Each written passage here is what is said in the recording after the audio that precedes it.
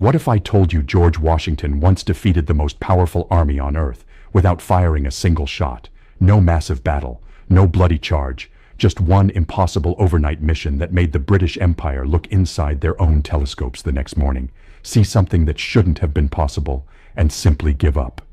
This is the story of how America's first great victory wasn't won with muskets or cannons in a firefight. It was won with mud, ropes, oxen, and audacity, and it humiliated the British Empire before the Revolutionary War had even really begun. It's the winter of 1775 into 1776. Boston is under siege. Thousands of British troops are dug in, occupying the city, protected by the Royal Navy's warships sitting in the harbor, the most feared fleet on the planet. George Washington, brand new to command, has an army of amateur farmers, tradesmen, and militia surrounding the city. But here's the problem. He doesn't have enough gunpowder to fight a real battle. He doesn't have the artillery to threaten the British fleet. On paper, he has almost nothing. And yet, in a matter of weeks, Washington is about to pull off a stunt so audacious, so perfectly executed, that the British commander in Boston will take one look at what the Americans accomplished overnight and immediately start planning his retreat. This is the story of the impossible cannon hall, the secret fortress built in a single night, and the moment America proved it could outthink an empire. By the spring of 1775, war had already broken out at Lexington and Concord, and thousands of colonial militia had swarmed into the hills around Boston, trapping the British garrison inside the city.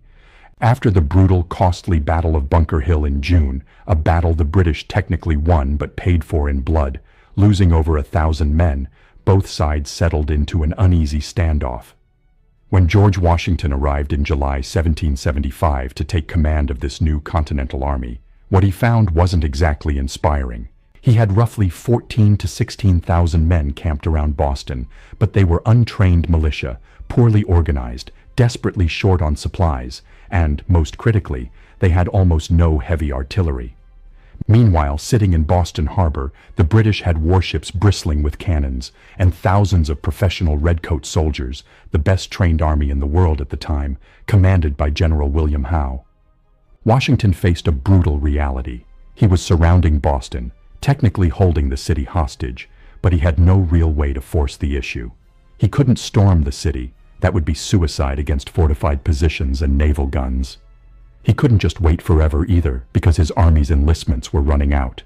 Winter was coming, supplies were thin, and Congress and the country desperately needed a victory to prove this new army could actually accomplish something. Washington needed heavy artillery, and there was only one place to get it, hundreds of miles away. In May 1775, colonial forces led by Ethan Allen and Benedict Arnold, yes, that Benedict Arnold, before his infamous betrayal, had captured Fort Ticonderoga in upstate New York from the British in a surprise raid. Sitting inside that fort were dozens of heavy cannons, mortars, and howitzers, exactly what Washington needed. The problem? Fort Ticonderoga was almost 300 miles away from Boston, across mountains, frozen rivers, and some of the roughest terrain in colonial America. And it was the dead of winter. Washington turned to a young, self-taught bookseller from Boston named Henry Knox. Knox had no formal military training. He was 25 years old, overweight, and had learned everything he knew about artillery from reading books in his own bookstore before the war. But Washington saw something in him: confidence, intelligence, and an absolute refusal to accept impossible as an answer. Washington gave Knox an almost unthinkable assignment. Travel to Fort Ticonderoga, gather up the heavy artillery, and somehow transport it, nearly 60 tons of cannons and equipment, back across nearly 300 miles of frozen wilderness, through mountains, across rivers, in the brutal heart of a New England winter, and deliver it to Boston before the British figured out what was happening. There were no highways, no trucks, no modern equipment, just oxen, sledges, sheer manpower, and Henry Knox's stubborn determination. What followed became known in American history as the Noble Train of Artillery, and it remains one of the most incredible logistical feats of the entire Revolutionary War, even though it rarely gets the attention it deserves. Knox and his team loaded 59 cannons, mortars, and howitzers, some weighing thousands of pounds each, onto crude sledges pulled by teams of oxen. They had to drag this artillery across frozen lakes, praying the ice would hold under tons of iron. At one point, A cannon actually broke through the ice on the Hudson River and had to be recovered from freezing water. They hauled these massive guns up and over the Berkshire Mountains in the dead of winter, through snowdrifts, using ropes, pulleys, and raw human muscle when the ground got too steep for the oxen alone. It took nearly 2 months. Knox himself wrote about the brutal difficulty of the journey, describing days when it seemed the mountains themselves were fighting against them. But little by little, mile by miserable mile, the guns moved east. And in January 1776, against every reasonable expectation, Henry Knox arrived outside Boston with the full artillery train intact. 59 cannons, enough firepower to completely change the balance of the siege. Washington finally had his teeth. Now he needed a way to use them that the British would never expect, but the British never saw it coming. Here's where Washington's genius really takes over. Dorchester Heights was a series of hills just south of Boston, overlooking both the city and the harbor where British warships were anchored. Whoever controlled those heights could rain cannon fire down on the entire British position, ships included.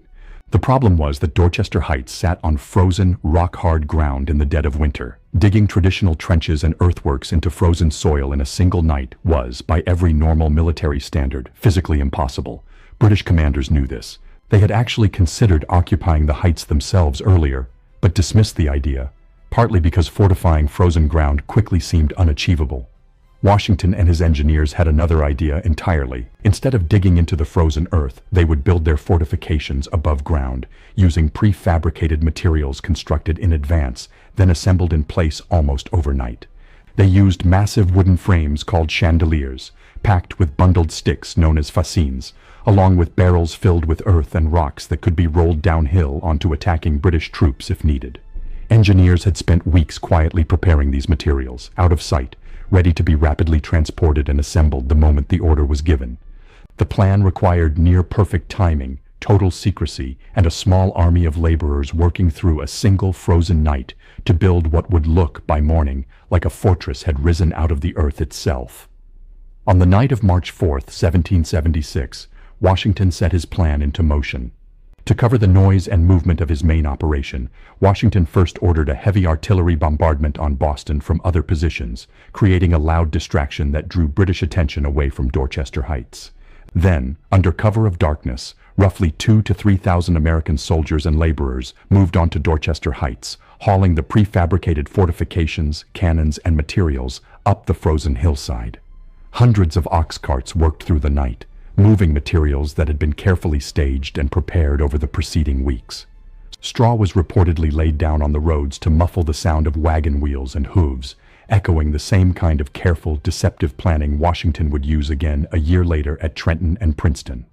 All night long, in freezing temperatures, American soldiers dug what they could into the icy ground, assembled the pre-built wooden frameworks, packed them with earth and bundled sticks, and hauled Henry Knox's cannons, the very same guns dragged nearly 300 miles from Fort Ticonderoga, into firing position overlooking Boston Harbor. By some accounts, the moon was full that night, giving just enough light for the work to continue at a furious pace without torches that might give away the operation. It was a race against time.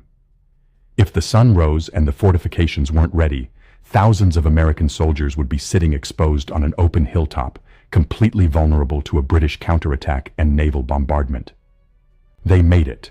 By dawn on March 5th, 1776, Dorchester Heights had been transformed from empty frozen hillside into a fully armed American fortress, bristling with cannons aimed directly down at the British fleet and the city of Boston. When the sun rose that morning, British soldiers and officers looked up at Dorchester Heights and could not believe what they were seeing. General William Howe reportedly stared at the fortifications in disbelief, and multiple accounts describe him remarking, essentially, that the Americans had done more work in one night than his entire army could have done in months. Think about what the British were looking at. The night before, Dorchester Heights had been empty. Now it was a fortified position with dozens of cannons pointed directly at their ships and their city. The Royal Navy's warships, the pride of the British Empire, were suddenly sitting ducks, completely exposed to American artillery fire from the high ground above. General Howe's first instinct was to attack. He began organizing an assault to storm the heights and dislodge the Americans by force, a plan that likely would have echoed the brutal, bloody carnage of Bunker Hill, except this time the Americans held the superior position with heavy artillery instead of the British. But nature intervened.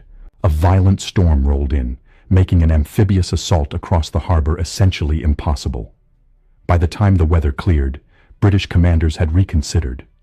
Attacking a heavily fortified position defended by cannon, uphill, after already suffering catastrophic losses storming American positions once before at Bunker Hill, was widely seen as a losing proposition. Howe made the call. Instead of attacking, the British would evacuate Boston entirely. Against all odds, Washington had done something almost unheard of in 18th century warfare. He had forced the most powerful military empire on the planet to abandon a major city without ever fighting the decisive battle everyone expected. He didn't need to win a bloody engagement. He simply outthought, outplanned, and outmaneuvered the British so completely that fighting no longer made sense for them. This was the moment America changed forever. For the first time in the war, the British Empire was forced to blink. On March 17, 1776, a date still celebrated in Boston today as Evacuation Day, the British fleet loaded roughly 11,000 troops, along with more than 1,000 loyalist civilians who feared retribution, and sailed out of Boston Harbor for good, retreating north to Halifax, Nova Scotia. Boston was free, the city that had been the flashpoint of the entire American Revolution, the site of the Boston Massacre, the Boston Tea Party, and the opening shots at Lexington and Concord, was liberated without a single major battle needing to be fought during the final act of the siege. The psychological impact was enormous. This was the first major strategic victory of the Continental Army under George Washington's command, and it proved something enormously important, both to the American public and to Washington's own soldiers, that this new, untested army, led by a former Virginia planter with no formal military academy training, could actually outthink and defeat the greatest empire in the world. Congress awarded Washington a special gold medal in recognition of the victory, the first such honor given to an American military commander during the Revolution. Henry Knox, the self-taught bookseller who dragged 59 cannons across 300 miles of frozen wilderness, went on to become one of Washington's most trusted generals and later the first Secretary of War of the United States.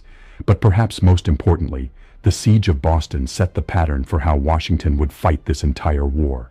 He rarely had the biggest army.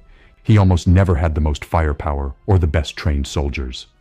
What he consistently had was patience, creativity, and the willingness to solve seemingly impossible problems with unconventional solutions, whether that meant hauling cannons across mountains in winter, building a fortress overnight on frozen ground, or, a year later, lighting decoy campfires to vanish into the darkness before striking Princeton.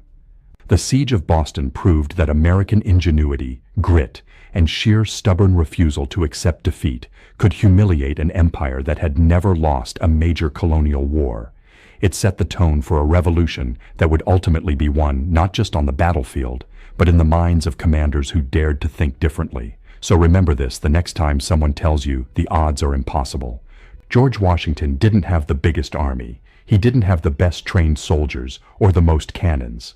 What he had was a bookseller who refused to say a mission was impossible, an army willing to work through a frozen night without rest, and a commander smart enough to know that sometimes the greatest victories are the ones where you never have to fire a shot at all.